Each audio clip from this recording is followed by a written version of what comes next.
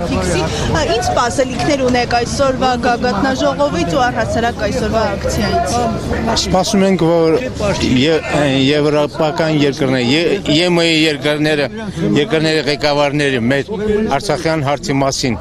իսկությունը գոնե իմանան, չնայած նույնիսկ Հայաստանի բնակչության 80%-ը դա լրիվությամբ չգիտի։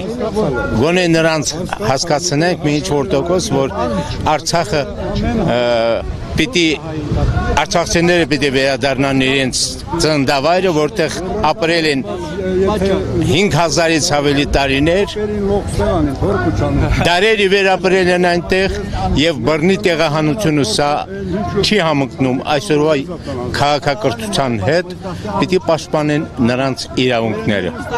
Փաստորեն Արցախում եղել է ցեղասպանություն, Եվրոպան ընդունում է, բայց Հայաստանի ազգային ժողովի այս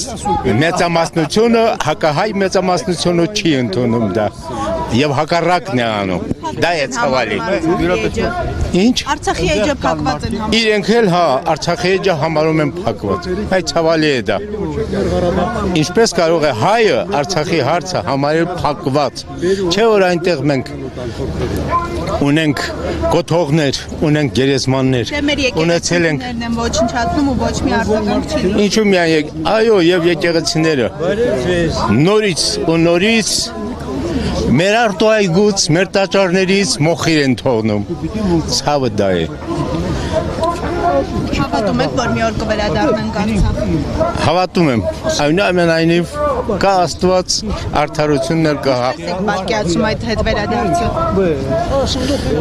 Պատկերացնում եմ, որ մեզ այնուամենայնիվ կհաջողվի ճշմարտությունը բացահայտել ու համոզել կամ պարտադրել ավելի ճիշտ Ադրբեջանին, որ դա հայկական հող է, հայի դարավոր հողն է եւ հայն էլ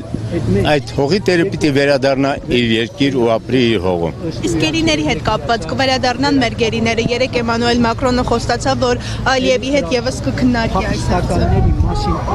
Դժվար հարց է, դե մյուս գերիները որպես այսպես էլի